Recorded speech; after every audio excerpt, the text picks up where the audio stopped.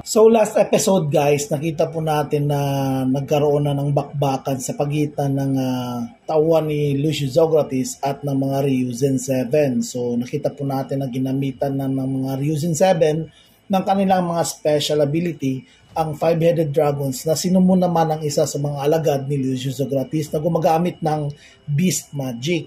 So nakita po natin guys na halos naputol po ang ulo ng 5 dragon. Ganon katindi at kalakas ang mga Ryuzen 7.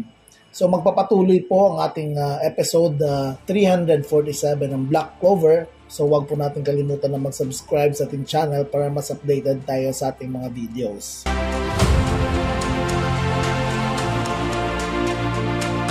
So ito na po guys, nakita po natin na naputol ang ulo ng lahat ng mga dragon at dahil sa depensa at pag-atake ng Ryuzen 7 ay natalo nila ito. Pero dahil busy sila sa pagkikipaglaban ay hindi nila nabantayan na lumabas sa harapan ni Ichika itong si Sister Maria. At pagkatapos ay na-distract ito kaya ginamitan ng special magic ng Ice User ang lahat ng mga Ryuzen 7 at dito sila ay nawala ng depensa.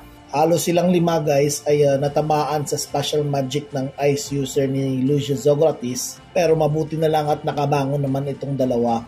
Bigla naman tumambad itong Beast User sa harapan nila at ginamitan naman ito ng isang Beast Magic kung saan pinalabas nito ang kanyang isa sa mga special na technique na ang tawag ay Boogeyman. So nakita po natin guys na natakot si Kezukako sa ginawang Beast Magic nitong user, kung saan ang Boogeyman guys ay isang halimaw na kung ano ang weakness mo ay yun yung mag-appear sa'yo. So ganun yung shifting ng Boogeyman.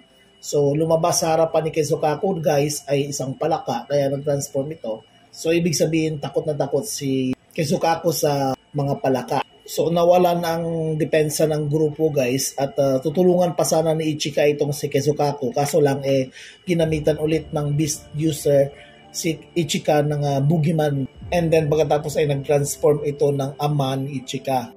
Dahil ang weakness pala ni Ichika guys ay ang kanyang tatay. So habang kinonfront ni Ichika itong Boogeyman na nagpapanggap na kanyang tatay guys, ay bigla namang lumabas sa memory nito ang mga nakaraan niya. Kung saan nakita po natin guys na palaging pinapalo, sinasaktan ng kanyang ama itong si Ichika. So dito guys, nakikita po natin na lumabas sa memory ni Ichika guys ang totoong nangyari ng pagkamatay ng kanyang clan. So nakita po natin guys na kinausap ng kanyang ama itong si Sukihiro guys, and then nag-uusap sila about sa kanilang clan, sa pag-rebuild ng kanilang angkan, at binigyan ito ng isang pill guys kung saan ito ay mag-create ng parang rage sa isang user nito. Pero hindi alam ni Ichika guys kung saan ito isinubo ng kanyang ama. Kaya nakita po natin sa other scene guys na ang mga tao ay tumatakbo, kung saan nakita niya rin si Sukihiro guys na nanlalamig. In-expect niya guys na si Sukihiro ang pumatay sa kanyang clan. Pero ang totoo guys ay hindi pala. Ang totoong nangyari pala guys ay pinainom ng kanyang ama si Ichika nitong pill. At ang nangyari guys ay pinatay ni Ichika ang kanyang buong angkan. So nakita rin po natin sa scene na to guys na bata pa si Ryuya at sinabi niya na huwag muna natin sabihin ang totoong nangyari sa kanya dahil alam kong masasaktan lang siya. So ang ibig sabihin pala nito na ang kausap pala ni Ryuya at that time guys ay si Sukihiro. Kaya pala umalis si Sukihiro guys doon sa kanilang bayan. Kaya kung nahimasmasa na siya guys ay na-realize kung ano ang totoong nangyari. Hindi niya ma-expect kung ang memories na yun ay gawa-gawa lang ng kanyang imahinasyon or totoo ba. So parang nagdadalawang isip din siya sa mga nasa memories niya. At yun nga, bigla siyang inatake nitong Boogeyman. Pero kahit nawala ng depensa ng Ryuzen 7 ay tumayo pa rin dito guys para protektahan ang kanilang bayan.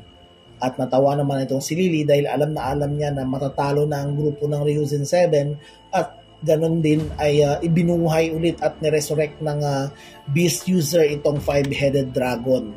So, it means wala na silang kawala. Talong-talo na sila. Wala na silang pag-asa.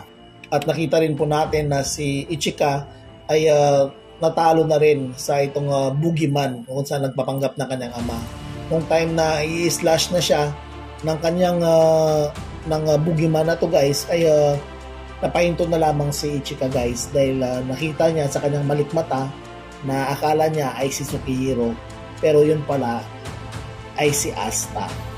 So hanggang dito lang tayo guys, at subaybayan po natin ang next episode ng Black Clover, at huwag po natin kalimutan na mag-subscribe sa ating channel para mas updated po tayo sa ating bagong videos. Ingat guys!